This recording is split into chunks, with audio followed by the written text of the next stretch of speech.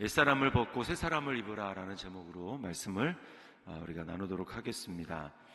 자, 이제 오늘 20절에 보면 유다 자손의 지파가 그들의 가족대로 받은 기업은 이러하니라 이렇게 이야기를 하고 있습니다. 이제 그러면 우리가 좀 궁금해지는 게 어제 본문을 살펴봤잖아요. 15장 1절부터 우리가 살펴봤는데 어제도 분명히 유다 지파가 받은 그 기업에 대해서 얘기를 했는데 오늘 또 왜 유다 자손에 이렇게 반복을 하는가 라고 이제 궁금하게 여길 수 있는데 어제 1절부터 12절까지는 지역과 경계를 표시한 것입니다. 그러니까 지도를 표시해서 이렇게 딱 그림을 그린 거죠. 그런데 오늘은 그 경계 안에서 이제 어떤 도시인가, 어떤 성읍과 또 이 마을인가라고 하는 것을 이야기를 해줍니다. 그래서 오늘은 성읍과 마을에 대해서 이야기를 하는데요. 크게 네 곳으로 제가 이제 오늘 읽을 때 의도적으로 그렇게 읽었는데 나머지 다 읽는 것은 별 의미가 없습니다. 그래서 우리가 지도로 지금 확인할 것도 아니기 때문에 자, 네 곳으로 나누었어요. 첫 번째는 21절부터 32절까지입니다. 21절로 32절. 그것을 21절에 보면 유다 자손의 지파의 남쪽 끝 이렇게 했죠. 남쪽이라고 했는데 이게 이제 히브리 말로 네겝이라고 그렇게 되어 있습니다. 네겝 이렇게 되어 있습니다. 그러니까 이제 지도로 이렇게 지역으로 따지면 남쪽 먼저 얘기를 하고 그 다음에 이제 서쪽부터 해가지고 이 지중해죠. 거기서부터 하나, 둘, 셋 이렇게 해서 이야기를 하고 있는 거예요. 자, 먼저 남쪽 이 네게브 지역의 32절을 보시면 32절에 이렇게 되어 있습니다. 32절 뒤에 보면 모두 29성읍과 그 마을들이었으며 이렇게 이야기를 하죠. 29과 그 마을이다 이렇게 얘기를 하고요. 그 다음에 33절부터 47절까지는 33절을 보면 평지에는 이렇게 되어 있죠. 평지. 이게 이제 히브리 말로 쉐펠라 이렇게 되어 있습니다. 쉐펠라. 그러니까 평지를 얘기를 하는 겁니다. 평지는 총 34성읍이에요. 34성읍. 그래서 36절에 보시면 36절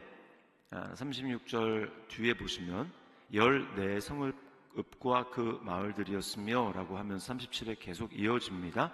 그리고 41절을 보시면 41절에 그 뒤에 16성읍과 그 마을들이었으며 이렇게 나오죠. 그리고 또 45절에 보시면 45절부터 해가지고 이제 47절에 보시면 몇 가지가 또 나옵니다. 몇 가지가 또 나와서 이게 총 4성읍이에요. 그러니까 14세, 16세 4성읍 하면 총 34성읍이 됩니다.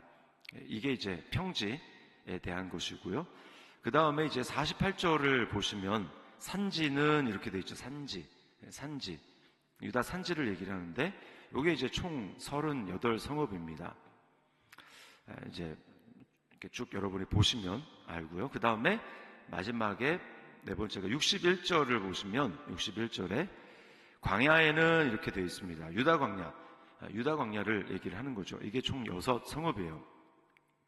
이렇게 지형이 다른 지형에서 남쪽에 좀 강수량이 적은 좀 척박한 땅도 있고 또 평지도 있고 산지도 있고 광야도 있습니다.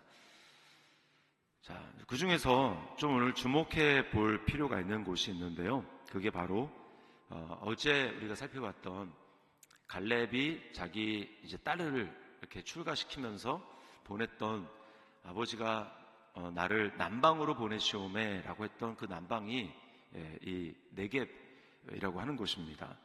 자, 그 지역이 29성읍과 그 마을들이다 이렇게 이야기를 했는데 실제로 세어보면요 29이 아니고 실제로 세어보면 36입니다. 36. 그런데 왜 기록은 32절 끝에 다시 보시면 모두 29성읍과 그 마을들이었으면 이렇게 나오죠. 아니 36개인데 왜 29이라고 했는가 궁금하게 여길 수가 있습니다. 왜 7개나 더 많이 기록했는가 라는 생각을 할 수 있는데요. 그 7개가 나중에 시므온 지파에게 주어집니다. 시므온 지파. 그러니까 미리 생각하고 그렇게 기록을 한 거예요.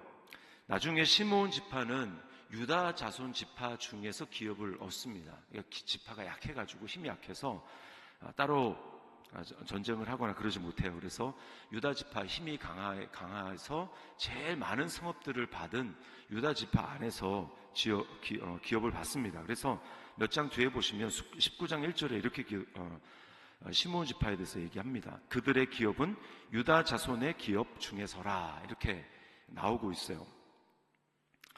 자, 우리는 이것을 통해서 하나님 나라의 원리를 좀 보게 됩니다.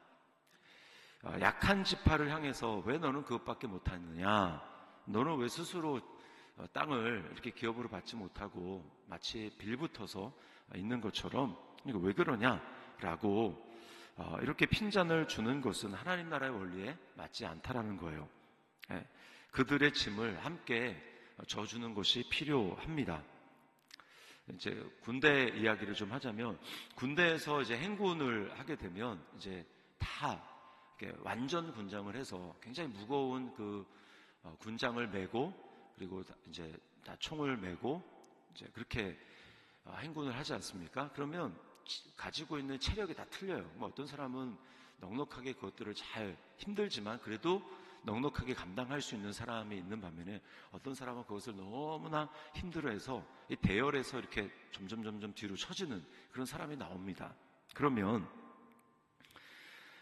왜냐하면 이제 뭐 그냥 보통 가는 게 아니라 이렇게 완전 무게로 눌리고 그렇게 하면 뭐 이제 40km, 60km 막 이렇게 행군을 하다 보면 무릎이 아프고 그 다음에 발바닥에는 물집이 잡힙니다. 그러면 너무너무나 아프고 힘들죠.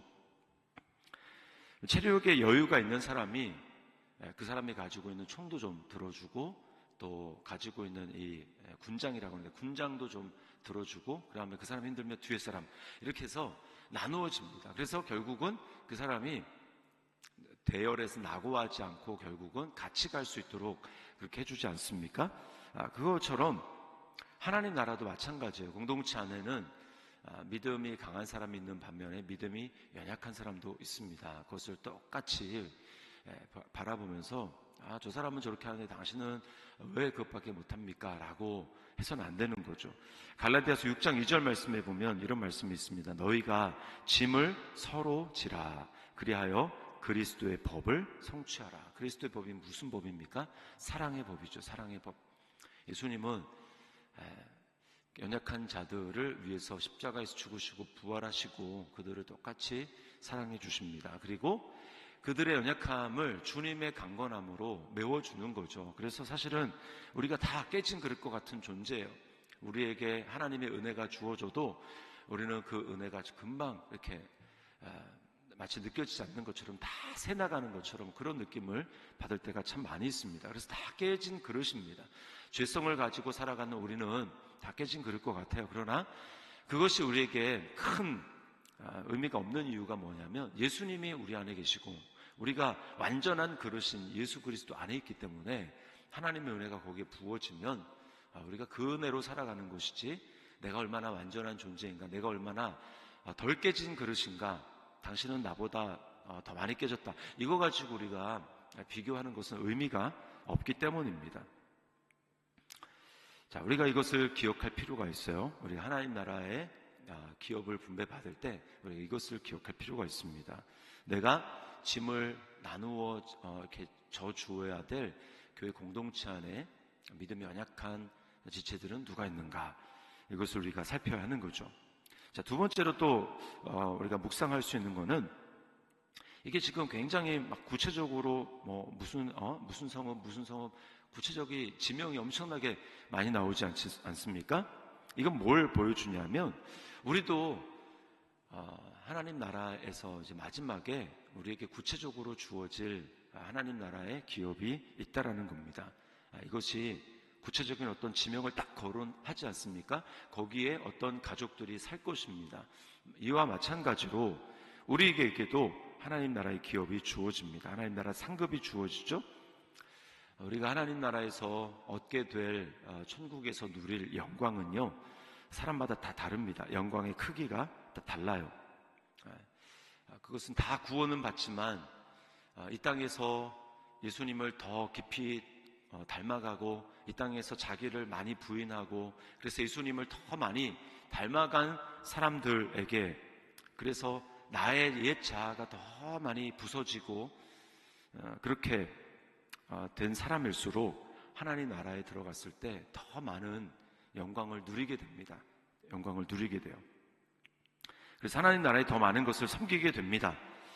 우리가 그 복음서에 보면 달란트 비유도 있고 그 다음에 문화라고 하는 비유도 있어요. 똑같은 것인데 약간 다르게 되어 있습니다. 그래서 달란트 비유를 보면 5달란트 받았던 자나 2달란트 받았던 자나 이 달란트 이제 그것과 상관없이 이제 똑같은 걸 누리거든요. 내 주인의 즐거움에 참여하라. 착하고 충성된 종아 잘했다. 이렇게 똑같은 걸 누립니다. 그런데 이 문화 비유에서 보면 좀 달라요. 그들이 남긴 것에 따라서 주인이 상급을 줍니다. 10문화를 남겼다. 그럼 너는 10고을의 권세를 차지해라. 5문화 남겼다. 너는 5고을의 권세를 차지해라. 이렇게 이야기를 하거든요. 그럼 뭘 보여주냐 하면 우리가 이 땅에서 예수님을 닮고 하나님이 우리에게 주신 기회와 이것을 가지고 열심히 자기 자신의 이제 편안함을 뒤로 하고 열심히 주님 나라를 위해서 섬기고 그렇게 했던 사람들에게 하나님 나라 갔을 때는 더 많은 것들을 우리에게 주시면서 많이 섬길 수 있는 기회가 더 많이 주어진다라는 거예요. 우리 땅에서는 한계가 있습니다. 더 많이 섬기기가 육체의 한계도 있고 또 여러 가지 한계가 있어서 섬기는 게 그냥 마냥 즐거운 것만은 아니에요. 힘듭니다.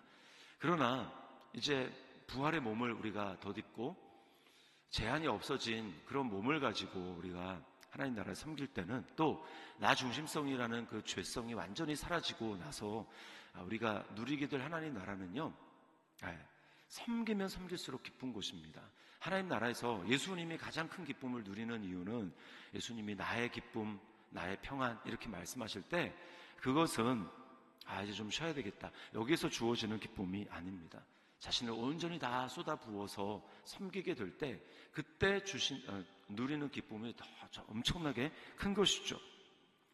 죄가 없으신 예수님이 누리는 기쁨은 온전히 섬김에서 자기 자신을 온전히 남을 위해서 쏟아 부음으로 얻는 그 기쁨입니다.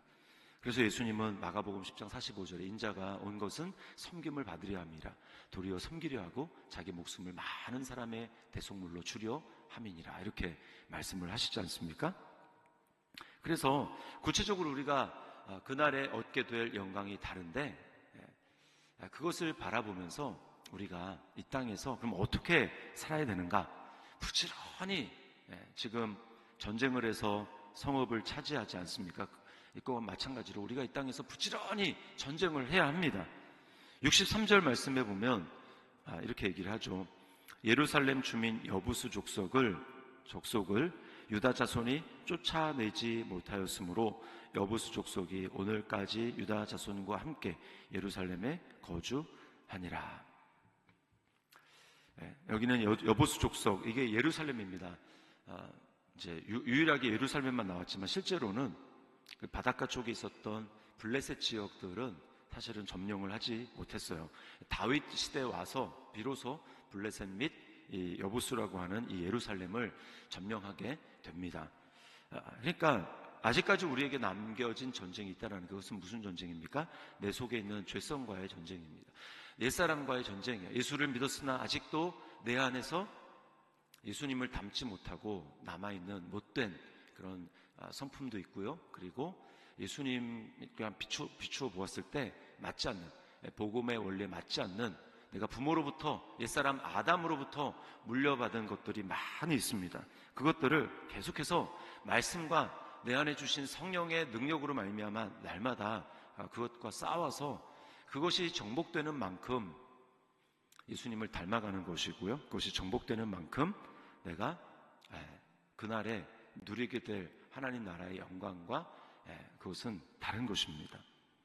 새로운 땅, 실제적 하나님의 통치가 이루어지는 그 땅으로 우리가 싸워서 쟁취해야 되는 거예요. 그래서 날마다 오늘도 성령님의 인도하심 가운데 내가 육신대로 살아가려는 이 몸의 행실을 죽이고 성령님의 도우심과 인도하심을 따라서 살아감으로 전쟁을 계속해야 됩니다. 믿음의 싸움을 계속해야 합니다. 옛사람을 벗고 새사람을 입는 이 싸움을 계속해서 해나가야 하는 것입니다. 그때 우리가 마지막 날 하나님 나라에서 누리게 될 오늘 무슨 성읍 나오는데 그것이 우리에게 실제로 경험되는 것입니다. 오늘 이 말씀을 기억하며 옛사람을 벗고 오늘도 새사람을 입는 그 믿음의 싸움을 힘껏 해나가는 우리 저와 여러분들이 될 수 있기를 주님의 이름으로 축원합니다.